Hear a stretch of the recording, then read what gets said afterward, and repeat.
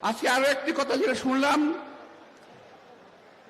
কি নাম মাজেদ নাকি সাজেদ, মেজর, একজন মেজর দেশে বসে চক্রান্ত করছে, সরকারকে কি করবে কিংবা দেশে একটা অঘটন ঘটাবে। এই সমস্ত চক্রান্ত কিন্তু আমরা বুঝি।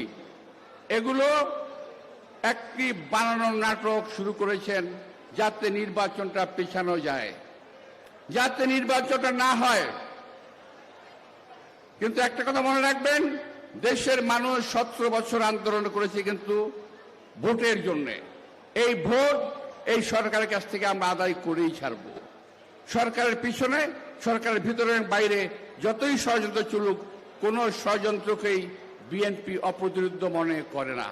ইনশাআল্লাহ আমরা আমাদের নেতা তারেক রহমানের নেতৃত্বে গত 17 বছরের মতোই আগামীতে প্রয়োজন পড়লে আরো 17 বছর আন্দোলন করব, কিন্তু কোনো অরাজক পরিস্থিতি কিংবা কোনো স্বৈর শাসককে আমরা প্রতিষ্ঠিত হতে দেব না।